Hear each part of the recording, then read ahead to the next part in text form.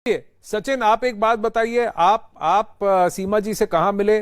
और आप पर भी आरोप है, आप दोनों अभी बेल पर हैं, कि आप इलीगली उनको भारत के अंदर लेके आए। जी सर, बताइए। हम नेपाल में मिले थे पहली बार। तो पहले तो हम मिले थे पबजी में। पबजी में मिले थे सर। हम पहले पबजी में मिलते मिलते हमने व्हाट्सएप नंबर चेंज किया। 2020 में हम पबजी में मिले थे। हाँ। पहली बार। जी बोलिए। तो पबजी में मिले थे, तो हम 2020 में मिले थे पबजी में। उसके बाद फिर हम नेपाल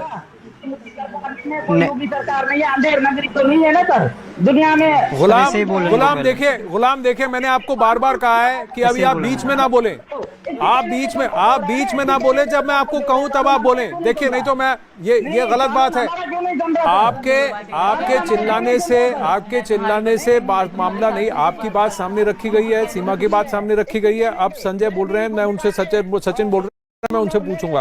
अच्छा बताइए। जी सर। हाँ बोलिए। फिर मिले तो पबजी में थे, पर रियल क्या कहते हैं, हम नेपाल में मिले थे 10 मार्च को। ठीक है। और मुलाकात हुई थी हमारी 10 मार्च में। हाँ। हम 7 दिन वहाँ पर रहे थे। और 13 मार्च को हमने शादी भी करी थी नेपाल काठमांडू पशुपतिनाथ मंदिर में। तो मैंने मांग भी भरी थी। इंस्टाग्राम पे सारी वीडियो हमारी पड़ी है, यानी शुरू से लेके अब तक की वीडियो सारी पड़ी है अब तक की। नहीं, पर सचिन, आपको ये मालूम था कि ये पाकिस्तान में शादीशुदा हैं सीमा? आपको पता था कि उनका तलाक पूरी तरह से फॉर्मली नहीं हुआ है? और गुलाम उनका पति है जो सऊदी अरब में है। आपको ये सारी बातें पता थी सचिन? पता ही नहीं है। ये काठमांडू में इसका जो है ना बाप का राज है, ये शादी करके अपने पास ये रखेगा। गुलाम, पता थी, पर मैं बार बार कह रहा हूँ, आप रुकिए। सचिन बताइए। सर पता थी मुझे। 2021 में ही पता पड़ गई।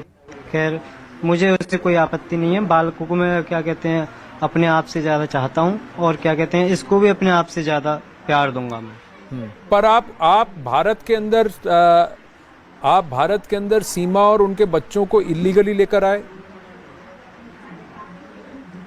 जी सर। ऐसा वहाँ से तो पासपोर्ट से आई थी। पासपोर्ट, वीजा, टिकट, सब डॉक्यूमेंट्स थे। परंतु सर हमने इसने इंडिया के लिए भी वीजा के लिए अप्लाई करा था। परंतु सर वहाँ से वीजा के लिए वीजा मिल नहीं रहा था इंडिया का। तो जब हम आखिर में हमें इंडिया का वीजा नहीं मिला, तो आखिर में हमने ये उठाया कदम कि आप नेपाल से आओ। अच्छा, अब गुलाम का ये कहना है सचिन कि जो हुआ है उसके साथ गलत हुआ है। उसका कहना है कि सीमा और उनके बच्चों को वापस पाकिस्तान भेज देना चाहिए, और अगर उसको तलाक चाहिए तो मैं यहाँ से नहीं भेजूंगा। आप नहीं भेजेंगे उसे? तुम रखो। तुम रखो। वो मेरी बीवी है, पता चलेगा अभी। और मैं तुम्हारी बीवी कहाँ से? ओए, बात हो संभाल के करो। तुम्हारी बीवी है, हो आवाज से बात करो। अरे आराम से। मेरी बीवी है।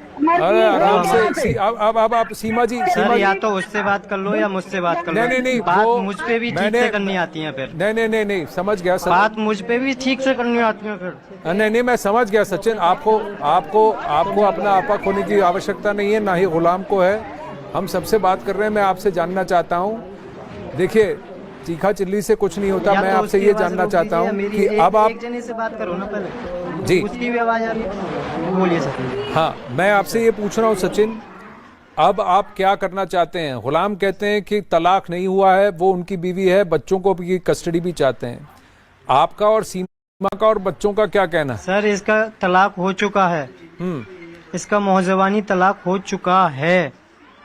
ये मैं इसकी कसम भी खाता हूँ, और ये मुझसे खुद कहती थी।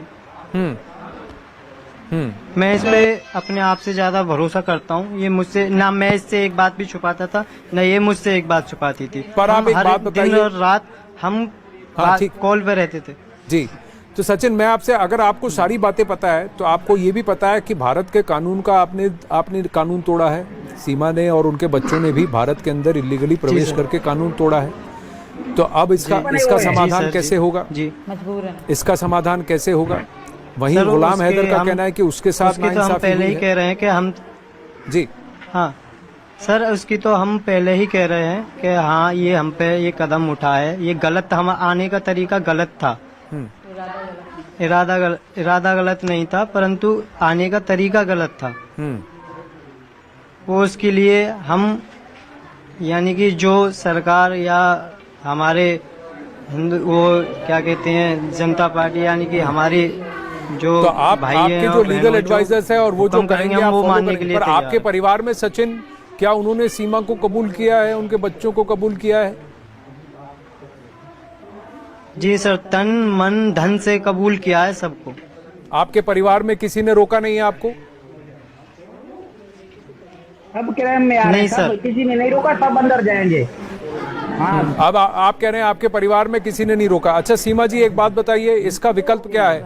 क्योंकि एक तरफ गुलाम का कहना है कि उनके साथ नाइंसाफी हुई है, आप कह रही है आप वापस जाएंगी तो आपको मार दिया जाएगा।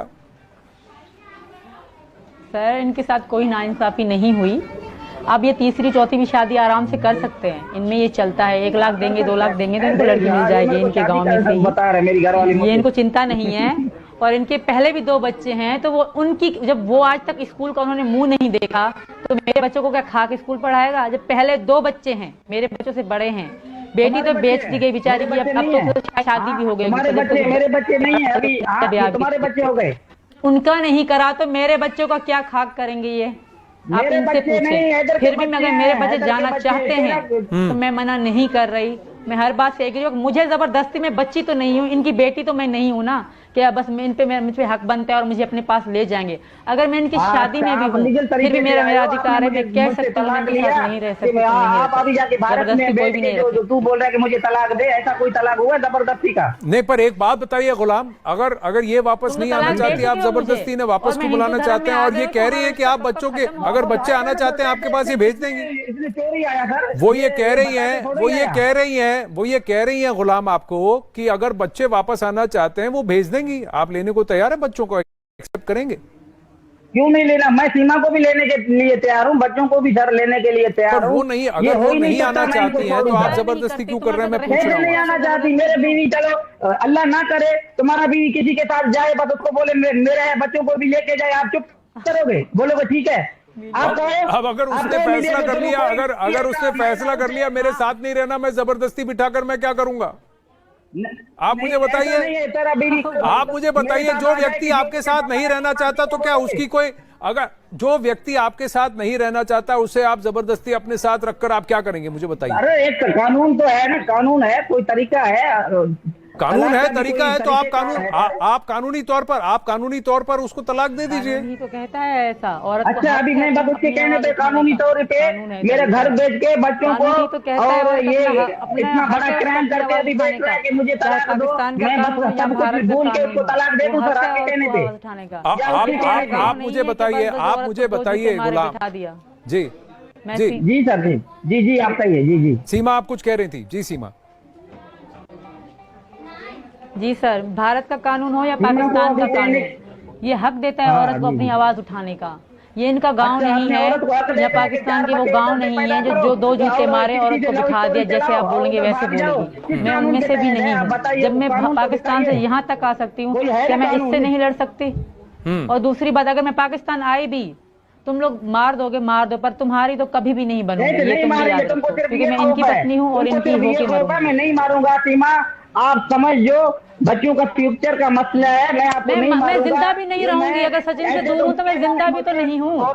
ऐसी जिंदगी का क्या करूंगी? गवर्नमेंट मैं ऐसी करता हूँ, आपको कुछ नहीं होगा, आप डरो नहीं। आप भारत मरीज गवर्नमेंट नहीं बनो तो मेरा क्यों? आपको कुछ नहीं होगा। भारत गवर्नमेंट कह रहे हैं बार बार। नहीं, पर एक इनकी बात support बताइए, करेगी एक और बार मैं एक इसमें बार वो पुजारी एक बार वो माँ भारत बाप छोड़कर की वापस मेरा पाकिस्तान आ गई तो फिर उसके बाद भारत सरकार कुछ भी नहीं कर सकती। वो तो पाकिस्तान में आपके हवाले है और आप सऊदी अरब में हैं। कैसे मान ले, क्या ये बात सही है कि आपके पहले से 2 बच्चे हैं, उनमें से किसी की शिक्षा नहीं हुई और आपके जो 4 बच्चे हैं स्कूल नहीं जाते? घर पे है, खा रहे पी रहे हैं अपने माँ बाप के साथ, स्कूल नहीं जाते हैं, पढ़ाई नहीं हुई इनकी। सीमा बताइए। बच्चे तो देख ले।